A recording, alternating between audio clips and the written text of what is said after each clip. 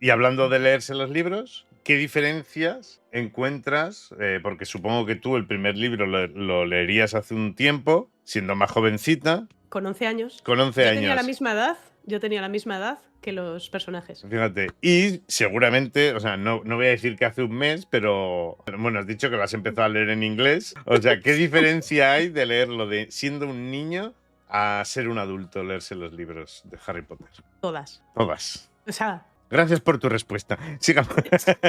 y hasta aquí la entrevista, muchachos. Cualquiera de las dimensiones que hemos comentado no las percibes igual de adulto que de niño. Es decir, cuando tú lees, como por ejemplo yo empecé a leer con 11 años el primer libro, tu propia visión del mundo, tu propia comprensión de la realidad te Ujú. van a limitar en qué te vas a centrar, ¿vale? Entonces tú cuando tienes 11 añitos, 12 añitos, pues la magia, la acción, la aventura, los personajes jovencitos, eres un adulto y te estás leyendo el libro, o incluso ya no un adulto. O sea, yo por ejemplo no puedo decir que he extraído lo mismo de cuando lo leí con 11 años a cuando luego la volví a releer siendo adolescente o con los 18 años, a con 20, 20 y tantos o ahora. He tenido sensaciones diferentes, por así decirlo. Es cierto que yo me he leído muchas veces los libros también, es decir, con 11, con 16, con 18, con 20, y no. O sea, yo me puedo leer los libros de Harry Potter una vez al año tranquilamente. Y me los he leído en español y me los he leído en inglés y estoy leyéndolos de nuevo en inglés, pero bueno, soy muy friki, es lo que hay. Pero quiero decir, cuando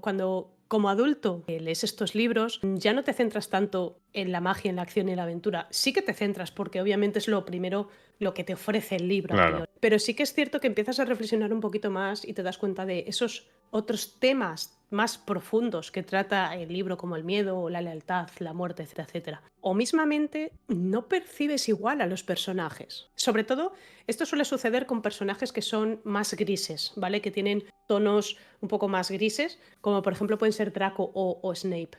Porque a los protagonistas los vas a seguir viendo bien, los vas a seguir viendo como que, qué guay, son majetes, tal, no sé qué, y a los que odias los odias, Sí. ¿vale?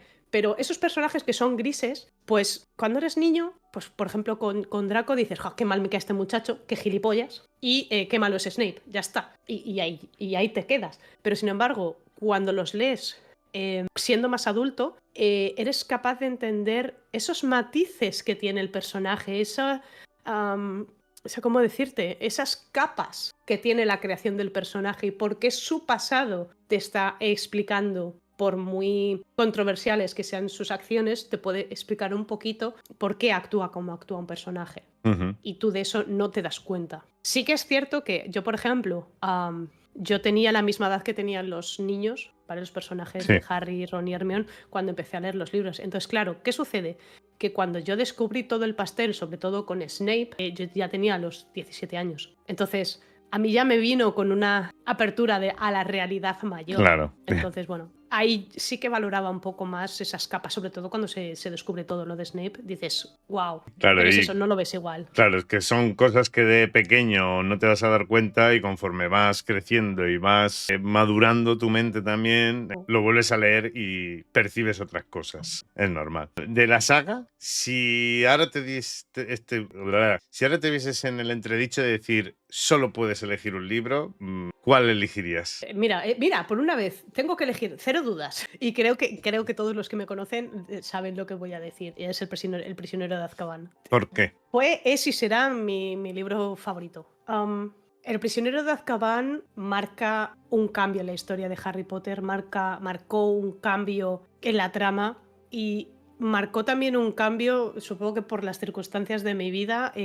Yo ahí tenía 13 años, fue como el momento de explosión de mi preadolescencia, adolescencia por así decirlo, pero sí en plan ampliar mucho mi conocimiento sobre el mundo, por así Sí. decirlo, ¿vale? Para que nos entendamos. Entonces, El prisionero de Azkaban fue el primer libro en el que yo hice esa retrospectiva, un poco más retrospectiva de qué estoy leyendo, qué he estado leyendo, qué ocurre con los personajes. Parece que este tiene, ¿sabes? Como un poco más de... Entendí los libros con un poco más de profundidad, por Claro. así decirlo. Y fue también cuando yo empecé a investigar sobre el mundo de Harry Potter activamente. Entonces, como libro es un cambio en la trama.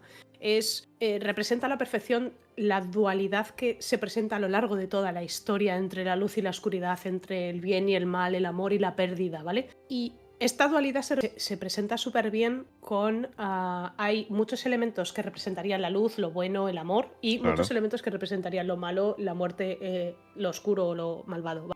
Por ejemplo, en este libro se introducen los personajes de Sirius Black, de Remus Lupin, a los merodeadores, el mapa del merodeador, joder, ¿cuál es la palabrita?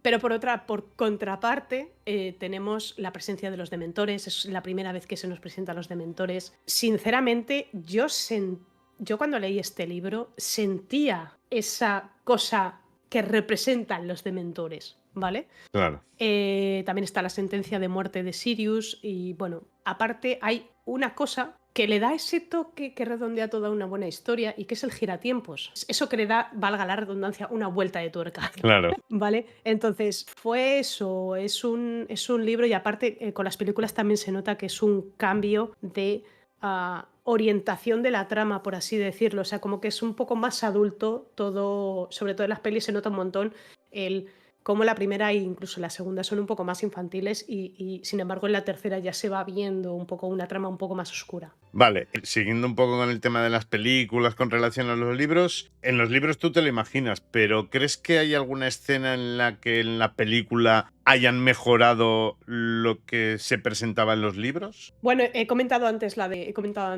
Umbridge. No es Sí. exactamente que lo hayan mejorado, pero sí que como que vi muy plasmada mi sensación de... Vale. Pero, ¿qué escenas? ¿Cómo has dicho la pregunta? Sí, ¿qué escenas de las escenas? películas son mejores que en los libros? O sea, que lo que hayan podido... Son mejores. Que Vale, hayan, bueno, que hayan podido plasmar- como, sí, plasmarlas mejor que el... Cualquiera que implique a Gary Oldman o a Alan Rickman, Sirius y a Snape en las películas. Ujú. Creo que la capacidad actoral de estos hombres supera la ficción y supera la realidad. O sea, es que no sé explicarlo. O sea, ¿Destacarías alguna que te acuerdes sí, ahora podría sí? destacar dos de Sirius. Toda la escena, específicamente en la tercera película, cuando se revela que es el padrino de Harry. Sí. Esa escena me parece increíble, la caracterización de Gary Oldman representando ese tiempo en Azkaban, lo demacrado y tal, y sin embargo el calor como persona que desprende en esas escenas me parece increíble. Destacaría también el momento de la muerte de Sirius, porque ya en los libros tenía una fuerza muy, muy impactante, pero creo que en la película se consiguió algo muy superior. Pese a que no hay un despliegue actoral por parte de Sirius, o sea, por parte de Gary Oldman, simplemente, bueno, pues sucede lo que sucede, ¿de acuerdo?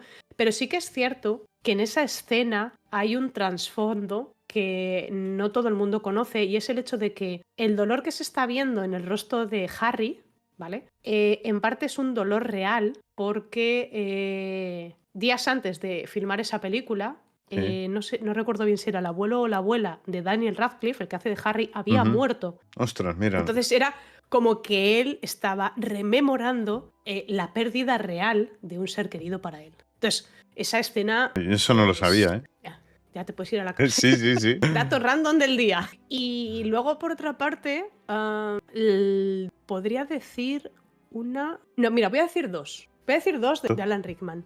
Y lo más curioso de todo es que estas dos escenas de Snape hacen justamente lo que teóricamente no debería hacer una película, que es no seguir el libro, ¿vale? Vale. Me gusta que sigan al libro, pero sí que reconozco que ese pequeñito cambio también proporciona una información que de otro modo a lo mejor no habría sido tan claro por la propia adaptación de la película, ¿vale? Sobre todo la segunda de la que os voy a hablar. La primera es... esta es en la tercera película también, cuando Lupin se transforma en licántropo, Sí. justo a la salida de la Casa de los Gritos. Y en ese momento Snape, al ver la transformación de Lupin, se pone por delante de Ron, Harry y Hermione protegiéndolos, ¿vale? Ese dato, esa acción hizo que mucha gente se planteara cosas sobre Snape, cosas que nunca se habrían planteado porque nunca había actuado de ese modo, nunca había hecho algo evidente por proteger a nadie, Ya. ¿vale? Pese a que sí que se sabe que en momentos anteriores Snape activamente ha protegido a Harry, pero no es una acción visual. Ya. Que se sepa en ese momento, sino que se sabe a posteriori, ¿vale? Entonces, es una escena de impacto. Sin embargo, en los libros, Snape está inconsciente. Snape no se entera de la transformación en ese momento. Ah.